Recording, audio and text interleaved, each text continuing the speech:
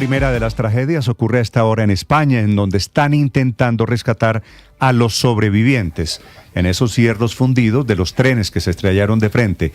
Trenes de altísima velocidad viajaban en uno y otro centenares de personas en una zona muy turística al sur de España, en Andalucía. Se estrellaron de frente, es el saldo de momento, pero va a crecer mucho, es de 39 personas muertas, más de 100 heridas.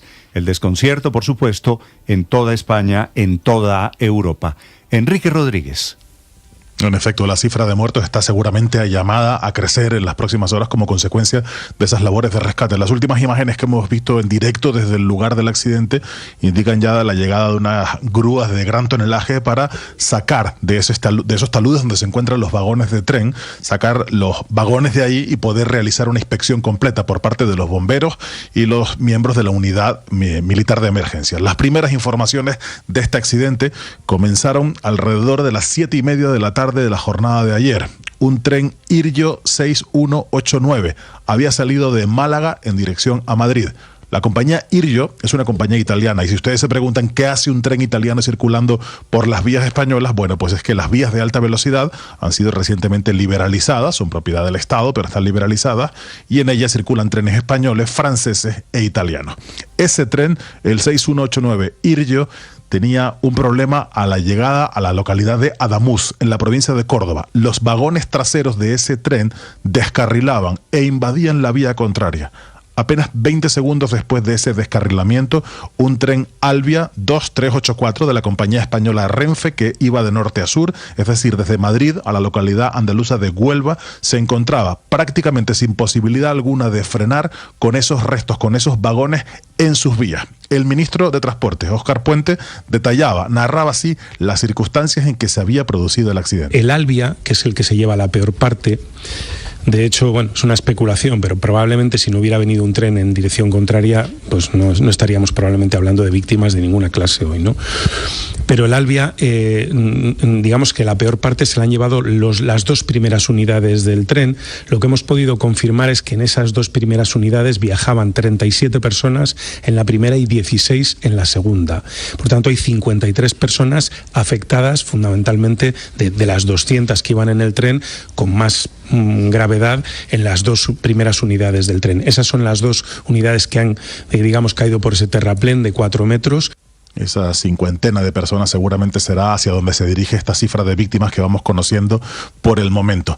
Uno de los principales asuntos que tiene que ver con este accidente es ahora mismo conocer las causas. Quienes estén viendo las imágenes a través de Dito, a través de YouTube, verán cómo ese accidente se ha producido en una línea recta. Así que el descarrilamiento no tiene que ver con un paso por una curva, con un problema en las vías, aparentemente.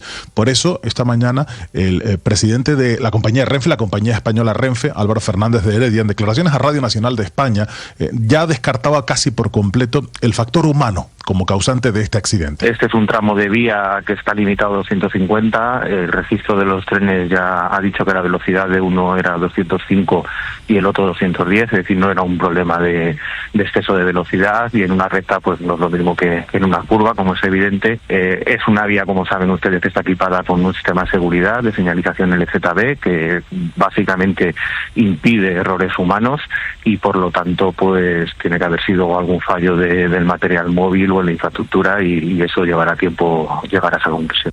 Sin embargo, lo que sabemos sobre el material móvil y sobre la infraestructura es que ese tren tenía apenas 4 años de funcionamiento y que había pasado una inspección técnica completa recientemente, y que la infraestructura esas vías habían sido completamente cambiadas en mayo de este año. Esta línea, la de alta velocidad que conecta a Madrid con el sur de España, se inauguró hace más de 30 años con motivo de la Exposición Universal de la Exposición de Sevilla en 1992.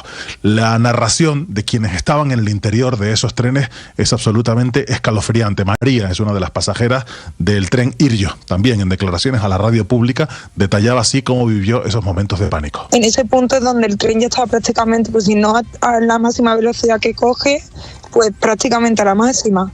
Entonces hemos empezado a notar como una turbulencia en un avión y que intentaba frenar, pero como que no podía al principio, y ya sí que ha empezado a dar frenazos. Se han caído pues las tablets, gente que estaba de pie se ha caído y demás, y ya hemos empezado a escuchar gritos como en vagones de atrás. y ya se ha ido la luz en nuestro vagón, no, era el último que tenía luz, pero en las 5, por ejemplo, ya no había luz y ya han empezado a pedir sanitarios y nos han pedido que tuviésemos calma, pero que la situación parecía grave. A esta hora continúan, como decías al inicio, Néstor, las labores de rescate que se han prolongado durante toda la noche en medio de condiciones muy difíciles. Por la noche, por las bajísimas temperaturas en la zona y por las dificultades de acceso hasta el lugar. Las imágenes que llegan en directo son absolutamente estremecedoras y esta tragedia va camino de convertirse en una de las peores de la historia de los ferrocarriles españoles, Néstor. ¿Tienen idea a qué velocidad iban los vagones, Enrique? Uno de ellos, no sé exactamente cuál es cuál, pero uno de ellos iba a 205, otro a 210, en un tramo que la velocidad estaba limitada a 250 kilómetros por hora. Así que desde ya se ha descartado que sea un problema de exceso de velocidad. En esa línea, la línea de alta velocidad, o en todas las líneas de alta velocidad, en la mayoría de los tramos la velocidad máxima supera los 300 kilómetros por hora. Como era un paso por una estación y por circunstancias propias del lugar, era 250, pero en principio la velocidad no parece ser un factor desencadenante del accidente, pero sí es un factor que agrava las consecuencias del accidente, Néstor. Si iban de frente, pero por carriles separados, obviamente uno de los dos se descarriló, ¿verdad? Sí, el tren de la compañía Iryo descarrila sus últimos vagones, los vagones 8 y 9, descarrilan, invaden la vía del tren que venía en dirección contraria y es por eso por lo que se produce el accidente. Además, se produce una fatalidad y es que ese descarrilamiento coincide con la llegada del otro tren. Apenas 20 segundos distan del descarrilamiento con la colisión. Si el descarrilamiento se hubiese producido, como decía el ministro, y el tren que venía en sentido contrario hubiese estado unos metros más atrás o unos kilómetros más atrás, no hubiera pasado seguramente nada, porque el sistema automáticamente hubiera bloqueado los trenes, pero los frenos automáticos parecen haberse activado, pero eso no ha impedido la colisión, porque estamos hablando de un margen de apenas 20 segundos, un vehículo que va a más de 200 kilómetros por hora, Néstor. Gracias, Enrique. 200 y pico de kilómetros uno y 200 y pico de kilómetros el otro, el que venía de frente. Por supuesto, es una tragedia inevitable. Primera esta en España, la segunda tragedia ocurre esta mañana en Chile, en donde fue declarado el estado de catástrofe producto de los incendios forestales.